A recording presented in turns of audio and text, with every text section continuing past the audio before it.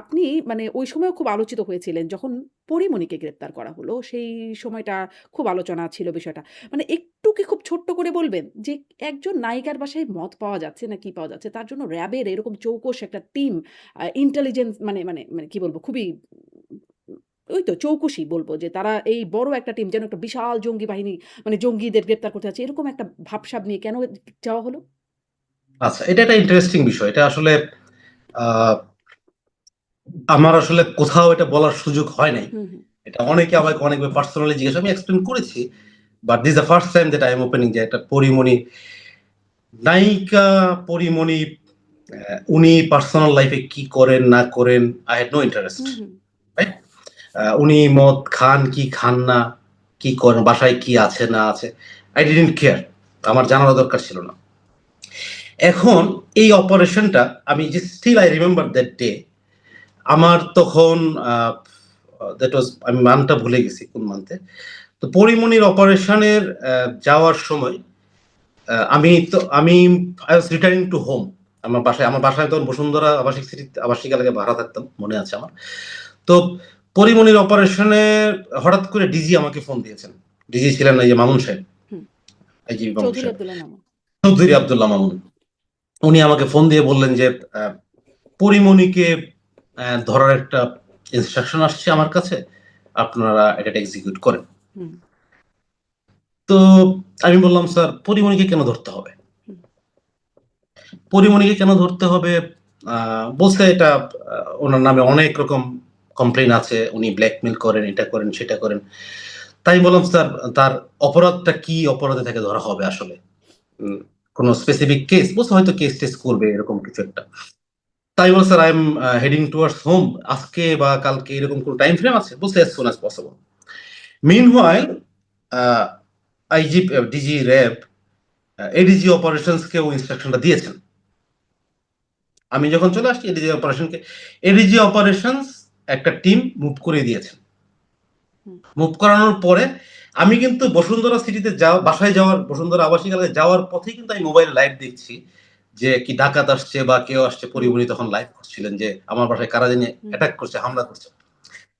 তো আমি কিন্তু আহ, ঠিক আছে দেখছি কি হচ্ছে আসলে। আমি একটা আমার অফিসারকে ফোন দিলাম যে হোয়াটস গোয়িং অন।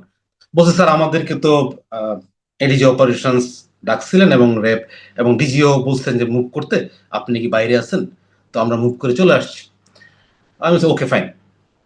দেন ঘন্টাখানেক পরে, আমি জাস্ট আপনাকে ইভেন্ট বাই হুম, ইভেন্ট বলছি। সো ঘন্টাখানেক পরে আমাকে কিন্তু ডিজি র‍্যাব আবার ফোন দেন। ফোন দিয়ে বলছেন যে আপনি কি যাচ্ছেন? আমি বলছি, স্যার এই অপারেশনটা কি আসলে আমার যাওয়ার মেরিট করে? ডিরেক্টর ইন্টেলিজেন্স এই অপারেশনে যাওয়াটা কি আসলে মানে কি operation? I am not sure about that. I said that hmm, categorically. তো বলছে এটা এখানে অনেক মানুষ, অনেক সাংবাদিক, অনেক অনেক কিছু হয়ে গেছে ওখানে। এখানে অনেক বড় রকম ঝামেলা হইতে পারে আপনি না গেলে। You should go. তো মিনহাল আমাকে এই যে অপারেশন ফোন দিয়েছেন। আমি ওকে, যেহেতু আদিষ্ট হয়েছি, আই হ্যাড টু গো। আমি গিয়েছি। যাওয়ার পরে দেখলাম ওখানে তো একটা বাজার অবস্থা, সাংবাদিক কয়েক হুম, হান্ড্রেডস অফ সাংবাদিক, সে আমাকে অনেকে দেখতেছেন ভাই আসছেনি। তাই এন্টার পরিমণিকে নিয়ে আসা হলো। পরিমণি অনেক কষ্টের বিনিময়ে ওখান থেকে হুম, মানুষজনকে সরায় নিয়ে আসতে আসতে হিউজ ইয়ে করতে হলো। আহ, তার বাসায় অনেক যে কি বলে এটাকে, এই তার একটা স্ট্যান্ড ছিল, হুম, ওখানে কিছু খালি মদের বোতল ছিল, তো অনেক কিছু বলা হচ্ছে যে। তো আমি ওখান থেকে কিন্তু ডিজি র্যাবকে ফোন দিয়েছি আবার। ফোন দিয়ে আমি বলেছি, স্যার যারা মামলা করবেন বলছেন, ব্ল্যাকমেল করেছে, ব্ল্যাকমেল হয়েছে, যারা আপনি কি বলেছিলেন, ওরা কি মামলা করবে ওনার বিরুদ্ধে? আদারওয়াইজ তার বিরুদ্ধে অভিযোগ কি? তো বলছে অভিযোগ তো উনি তো মদ খান বাসায়। হুম, উনি তো বাসায় মদ টদ খান। আমি বলছি, মদ তো স্যার খাওয়ার লাইসেন্স অনেকের থাকে, সার্টিফিকেট থাকে, could be।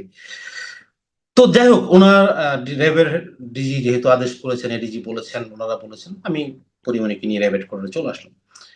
আসার পরে আহ, পরিমণির যে ডিভাইস ছিল, মোবাইল, ল্যাপটপ, এগুলো যে আসলে আমাকে ডিজি বললেন, এডিজি বোধ বললেন যে ওনাদের এগুলো ফরেনসিক করতে হবে।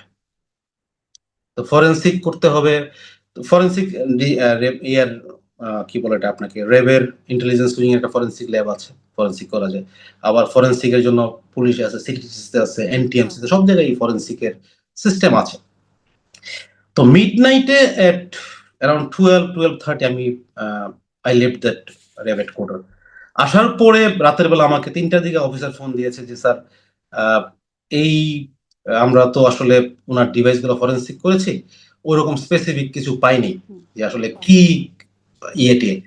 তো আমাকে মিনহোয়াইল ইয়ে থেকে অফিসার আসলো, এনটিএমসি থেকে অফিসার আসলো, তারপরে অন্য আই রিমেম্বার মেবি ডিজিএফ না আই ক্যান, মানে দু একটা সংস্থা থেকে আবার অফিসাররা আসলো ওখানে এসে what is the outcome of forensic device this, এটার ব্যাপারে আসলে সবাই ইন্টারেস্টেড ছিল। I still this a mystery যে সবাই পরিমনির কানেকশন ফরেনসিক এর ডিভাইসের মাধ্যমে কি ছিল, আই ডোন্ট নো দ্যাট।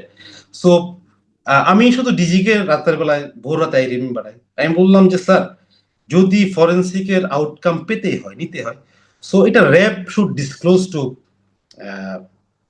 যথাযথ যদি কোর্টে চায় কোর্টে দিতে পারে, বাট অন্য এজেন্সির সাথে এটা শেয়ার করা কতটুকু যৌক্তিক হবে, কারণ এটা তো একটা সিক্রেট, তার পার্সোনাল ইস্যুস, বাট ওইরকমও কিছু নাই যে শেয়ার করার মতো জিনিস আছে।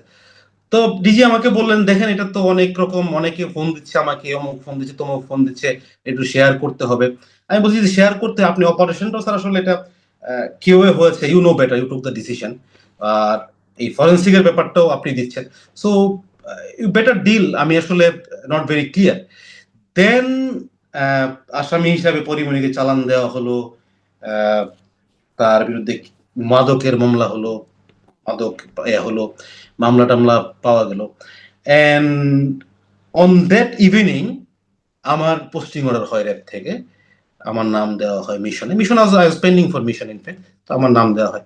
সো পরিমণির অপারেশনটা আসলে কেন হয়েছে, কি জন্য হয়েছে, এটা আপনি যেরকম জানেন না, আমি অপারেশন কমান্ডার ছিলাম না, বাট আমি গিয়েছি স্পটে। অপারেশন কমান্ডার তো আসলে যে অফিসার করে সে ইজ দ্য কমান্ডার, আমি গিয়েছি তাদেরকে অ্যাসিস্ট করার জন্য। স্টিল যে আমি ডিজিকে পরে জিজ্ঞেস করেছি যে স্যার আসলে অপারেশনটা কেন হয়েছে, বলছে এটা আমার কাছে ইনস্ট্রাকশন ছিল যে তাকে সে ঊর্ধ্বতন মহলে অনেককে ডিস্টার্ব করতেছে, অনেকে ব্ল্যাকমেইল করতেছে, এটাকে একটু প্রিভেন্ট করা দরকার ছিল। That was the story indeed. মানে খুবই অযৌক্তিক একটা মানে মনে হলো ব্যাপারটা শুনে। অযৌক্তিক ব্যাপারটা ইজ ট্রু। আমি মানে আমি আপনারা আমি মিলে পার্সোনালি সবাই আপনিও এই অযৌক্তিক বিষয়টার পার্ট জেনে না জেনে হয়ে গেছেন।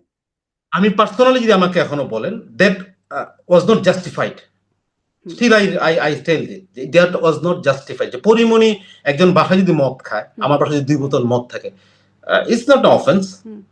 যদি কারো, আর আমার এবং আমার কাছে একটা প্রশ্ন হচ্ছে মদ যদিও আমাদের দেশে আসলে সেটি না আমি অফেন্স, আমি একটা কথা রেকটিফাই করি যে অফেন্স বলতে আমাদের ধর্মের দিক থেকে এটা হুম, অফেন্স, বাট কারো কারো প্রেসক্রিপশন থাকে, ডাক্তার ইয়ে করে, ওটা এটার জন্য তাকে অ্যারেস্ট করে নিয়ে আসা, স্টিল আর আই এত ডোন্ট গেট এনি বিশাল জাস্টিস। বাহিনী নিয়ে যেন বড়সড় জঙ্গি অপারেশনে যাচ্ছেন আপনারা সেরকম একটা চেহারা আমরা দেখলাম। তার মানে অমুক তমুকের কথায় র‍্যাব আসলে নড়ে। মানে বড়, বড় মানুষের কথায় র‍্যাব নড়ে সেটি আইনি প্রক্রিয়ার বাইরে।